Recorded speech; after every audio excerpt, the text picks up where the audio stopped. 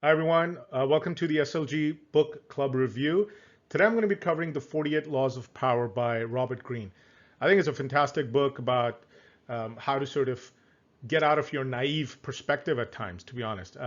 This book was given to me by a friend of mine about 12 years ago. And the reason why I said naive perspective is because I was carrying one at that time. I was in the banking sector and there was an economic downturn and there was a lot of corporate politics around me, which I kept, I was like surprised at everything. I was like, oh my God, I can't believe this happened and I can't believe that happened. And he told me, it's like, you don't believe a lot of stuff that's happening around you. I mean, like, you gotta kind of, get with the program, if you will. Um, but no, kidding aside, I think when I read this book, it really helped me develop a perspective on human psychology and the whole overall power dynamics, and how to really develop emotional control and really go after your dreams and avoid a lot of these landmines that we're not really taught how to avoid. I mean, this stuff should be taught in school and even at homes more explicitly, more clearly. But nonetheless, look, I want to get right into it. Why this book matters. This book matters is because I've been there where I felt powerless and helpless. Not a great place. You feel miserable. And I do believe, like me, like a lot of other people, naive people often suffer the most because they ignore power games. They try to pretend these don't exist. Um, like it or not, we're all part of power struggles, like it or not. But we need to understand how power can help us or serve us, right? Instead of hurt us. So you can be on the receiving end of, powerlessness and helplessness again and again and again. Your whole life can pass you by this way, right? That's not a good place to be. You've got to understand how to handle power. And, we talk about fire, for instance, right? Fire can hurt us, but if we can handle fire, it can also help us to our advantage. So how can we use power towards our utility? That's an important part. And in this book, it covers thousands of years of historical examples, very relevant examples when you follow the laws of power and examples when you transgress the laws of power, right? So very, I think, valuable information there. And certain laws will increase your power. Certain laws will, if you don't follow them, they will decrease your power, right? It's that literally having that perspective very clearly laid out that what can hurt me or what can help me, and and you've got to understand both sides crystal clear. The other thing is the 48 laws are interrelated, right? And at some point in our lives, I do believe that we do come across multiple laws at the same time, one law at a time. But I don't know anybody who's lived long enough who doesn't run into these dynamics, the power dynamics. But the interesting thing is what I learned from this book was it's all about emotional control. It's not just about how you make better decisions by being in under emotional control, but then how those decisions affect other people's emotions, right? So you controlling your emotions so you can control other people's emotions, right? And that's, I think, to me, that's what it jumped out at me. That power is what? Power is a means to exert influence and get things in life and create a separation between you and the others, and be at an advantage versus others in more ways than one. But there are certain laws to it, right? It's not just a random thing. So, sometimes people say power and politics go hand in hand. Yeah, it does. So does money and power, politics. So does looks and power, right? So money and power, looks and power, politics and power, you name it, right? So, but the point really here is that how do you think about so many things that happen to you in your personal life, your professional life? You can have office politics, you can have family politics, right? And you can be in the middle of it. And you can be bitter about it, you can complain about it, you can act surprised a lot, like, why is this happening? Well, it doesn't matter why it's happening. The fact that it's happening is because you're a human being, and we're all playing these power games, whether we know it or not, whether we like it or not. Okay? But emotional control is what helps us navigate these games. Look, here's a summary of the 48 laws. I'm not going to go through all of them. I'm only going to cover 5 laws in this review, and those laws that really stood out for me. But there's so much content on this on this book online. Feel free to go and look up all these laws. I obviously highly recommend you to buy this book and read it at your own convenience. But there are tons of summaries, tons of infographics on 48 laws. Feel free to deep dive. I'm going to get into the first law that is also the first law in the book that really stood out for me, which is never outshine the master. Now, I understand that there's certain cultures where people who are in superior position would mentor, would encourage the juniors to come up. That's fantastic, right? That's a very healthy environment. But that's not for the most case, right? In most cases, and I've seen this a lot, especially nowadays, as you know, the markets are changing. The requirements for getting university degrees is coming down. People are sitting in their cushy jobs for decades, and they're getting replaced by younger talent that doesn't have a degree, for instance, or is working towards one, or they're making the same amount of money as somebody who's been in the industry for 2 decades. Whatever the reason is, people feel insecure, and they have certain fears. They understand that they are where they are, and this could be very temporary. The jig could be up, so to speak, at any point. They have this, this, what's that syndrome called? The imposter syndrome. And you never know what's going on in a person's mind, right?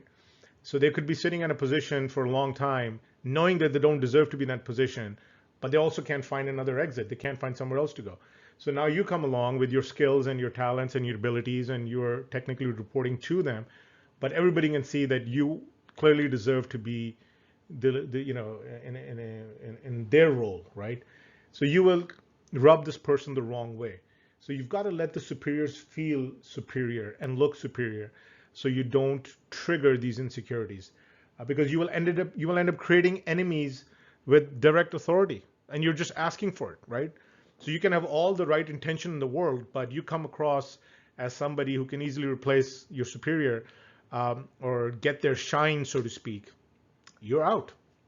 I've faced it myself. I'm not saying that I've had some unbelievable skills, but I've been in situations where people I was reporting to, or even dotted line reporting to, were insecure, and they were uncomfortable that I had certain opinions or certain backgrounds, and they felt threatened by that. So they wanted me to just sort of be quiet and play along, right? Their script, they're the director, and I didn't, and I paid the price for it, right?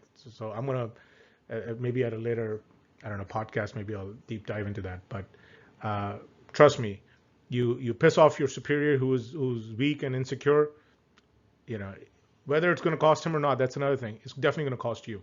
And in the book, it talks about, how this, I think it was a provincial finance minister or something. He threw this huge party for the King of France, and the whole world showed up for that. And it was in honor of the king, but this finance minister ends up going to jail because the king looked at it as that this finance minister was trying to, flex his network and his ability to gather people, obviously under the name of the king, but he's the one who's getting the attention, not the king. Everybody at the party is talking about how great the party is and how amazing job this guy had done to host this party, even though it's the honor of the king. Like, who cares, right? So the king felt insecure, tossed this guy in jail. That's where he died. So it's just an example, and there are many examples like this in the book, for every law. But it just goes to tell you that don't assume that your intentions are going to be perfectly well read. Be very careful, right? The second law that really spoke to me was law number 9, which is win through action, not argument. I can't emphasize enough how important it is to show results, because when you show results, not only have you gained credibility because you've shown results, you've also not offended people, because nobody can argue with results. People can argue with words, right? So once you get into an argument, a verbal conflict, you're just stooping down to a level where people will feel offended. Some people will feel triggered. They might think that you have very little social skills. So focus on actions. If you say, Well, we should come in and make sure the office is clean. Well, stop talking. Show up and start cleaning up the office. All right. Show it through your actions, because when you do that, people will respect you more. They will not think that you're talking down to a child. Egos get involved, and it just you will end up creating unnecessary friction point. So, which basically is how you're going to start losing power, right? So to be more effective and to be less offensive, win through action. Stop talking, stop arguing, stop trying to look smart, be smart, do smart, show smart. Okay? Third law, law number 18, and boy, this law is please follow this law down to the T, because so this law states, do not build fortresses to protect yourself. Isolation is dangerous. I've done this in my life where I've gone through adversity and I've literally locked myself in the room physically for a day or two. I won't come out. Like, who did it serve? Nobody. It only hurt me. What happens is when you are scared or upset, or you're just throwing a tantrum for all it matters, you want to just lock up. You want to shell up. And when you do that, you're not just trying to protect yourself from further harm. You're also trying to protect yourself from further information that can help you come out of this situation, right? So you need information for a new situation. But when you shell yourself up, there's no information coming in. You're basically making yourself even more vulnerable to more bad news, right? I've seen people who have suffered financially, they've locked themselves up, figuratively, like not talking to people, not going out there. Well, then they're not getting jobs. They're not getting business. Okay, now their health is deteriorating. Okay, so now they feel even more conscious, so they're not socializing again. So it's like a vicious cycle. So you're not making money and you're not healthy, and you're making less money and you're getting less healthier. Who does it serve? Nobody. It only hurts you. So try to mingle in with your tribe, go against your instinct, go outwards, build a tribe, build people of like-minded folks, and seek information that can help your situation. So seek information to help your situation. And also, when you have a stronger network, people can help problem solve better for you. Drop the ego, ask for help, ask for support. Your tribe is going to give it to you. Trust the tribe. And what's the alternative? You by yourself as a one-man army going against the world? Again, it sounds great in fiction books. It doesn't work in reality. Okay, so if you're big into solitude, that's great. Solitude is fantastic. It's voluntary. It's all about building awareness, self-reflection. Fantastic. But isolation is different from solitude. Isolation is going to cost you. It's going to isolate you from the good things that are coming your way as well, and people that can help you. You'll just create a fortress around you, so nothing bad can come your way and nothing good can come your way. At least that's what you think. What happens is, whatever bad is going to happen is going to come from within, inside, not just from outside. So break down the fortress, go against your instinct, socialize, socialize, socialize, network, network, network, ask for help, ask for support, try to problem solve. Don't go into your shell. Then another one, law number 29, plan all the way to the end. I know it sounds very simple, but the reality is when you plan all the way to the end, you have details, you have multiple scenarios, you've thought through all the landmines that can undo all the work that you've done. And when you plan this, you don't get emotionally overwhelmed. We talked about emotions before. You don't get emotionally overwhelmed, which helps you stay confident and stay on course. So if you're going through and you go off track, if you're not emotionally overwhelmed, you can easily come back on the right track. And people can sense that when they see somebody who's confident, genuinely confident, they have a plan B, they've thought it through, they can navigate.